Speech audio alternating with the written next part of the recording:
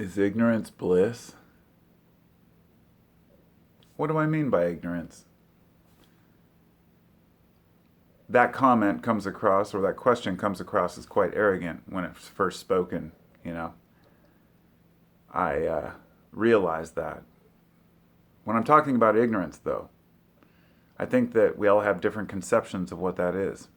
And when I say that, I'm not asking if other people's ignorance is bliss for them. I'm saying, am I ignorant? And is that why I'm blissful at all? Do we all have to be ignorant to even have bliss in our lives? I guess I should define ignorance first, and what I mean by that. Ignorant is just being unaware of the facts. That's all it means. It doesn't mean you're dumb. In fact, as I thought most of the people I know in my own life, some of the smartest people I know didn't graduate high school or maybe even go to high school. There's a different type of life experience that's picked up that has nothing to do with academics. The ignorance I'm talking about is, do we need to know what's going on in every other country? Do we need to know when bombs are dropping somewhere else? Do we need to know when somebody got kidnapped in a different state or somebody went on a rampage? We think that they're beneficial things to know. But are they? You know, I watched this channel, I believe the guy's name is Peter Santinelli, and he visits places around the country and the world, talks to different cultures and people, and a lot of it's in the U.S. And a while back he went to an Amish community, and he was talking with this Amish family. He hung out with this Mennonite guy, which is called actually a Beachy Amish. There are several different levels. There's liberal Amish, and then there's conservative Amish. But they were asked how they feel about the rest of the world and what's going on in politics, and they just don't pay attention, as you would expect from Amish. Why should they? All you need to do is pay your land tax, right? I mean, you still have to be part of the society by paying the government for the land that you use, because the govy always wants their cash. But how much do you have to pay attention to what politician is talking to another politician?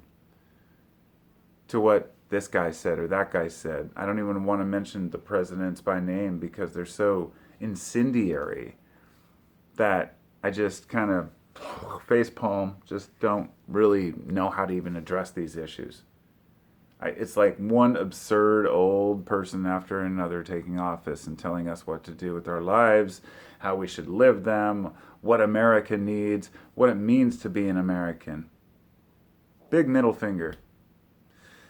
I won't extend it because the algorithm will make my video vulgar if I do. And I figure these kind of discussions need to reach people. You know, we as a society, as a nation, are by choice becoming ignorant of each other's views.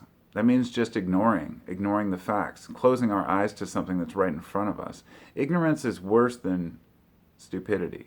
Stupidity is just never being taught or not being able to be taught. Ignorance is willfully closing your eyes to what's right in front of you. And I think each one of us deep down inside feels when things aren't right. You know, that butterflies you might get when you're saying something to someone or making a claim you know isn't true and thinking, well, I've got to defend who I am. You know, but sometimes I wonder, what would it be like to live in the hills and sit by the campfire every night with your family, talk about life, play games, and just never watch any of it again, never listen to any of it again. If you don't live in a town with people breaking in, riots going on, and explosions and hurricanes and everything else, then you don't. And that's where you live. Move to a place like Kentucky. I mean, my wife and I have been looking at land in Kentucky. We're just dying to get out of here and buy land and live simply. I mean, I could still even use things like YouTube and talk with you all on the internet. I love it. But it doesn't mean that I have to expose myself to things like, you know, hatred online, Twitter, Facebook, everything else. Sparingly use other social media because I really like conversations. I like reading every comment, which I always do, even if I can't respond to them all because it would take me so long. but I try. And the heartfelt comments give me faith that humanity understands these things, that most people don't want to live in ignorance, that most people want to be aware, but they want to be aware of the things they need to be aware of, not the things that make them miserable. A lot of these stories, they pull your heartstrings, they get you sad, or they get you angry, and anger sells better than anything else. It's just a fact. Anger sells, it always has. So we've just got to be smart enough not to buy into the bullshit. Don't buy into the anger. Don't be part of it. Don't contribute to it. When you see that rage bait, as they call it, incendiary columns and videos, don't buy into it. Choose to bypass it. Choose not to respond. Choose not to use that Facebook post, you know. It's just something we all have to take initiative on. I mean, the fact is that most people are kind when you get right down to it. I can't remember who I spoke to the other day, and they were saying that. I said, I think when you meet people face to face, they tend to be nice. And I said, yeah. Whether they're liberals, conservatives, none of that matters. When you talk to people face to face and look them in the eye, that's what matters. And we have an illusion of really what's going on out there, I think.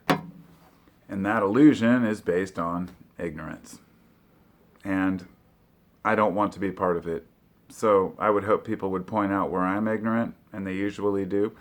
And I'll do my job to point out where I see ignorance, and we can beat this together, people. Ignorance is only bliss, so long as no one's being harmed. There is a certain type of ignorance that I think is acceptable. And if you can move out into the country and do your own thing and get off grid, that would be the ultimate version of it. So those are my thoughts on this shit. Carpo 719 out. I'll talk to you all next time. Be well.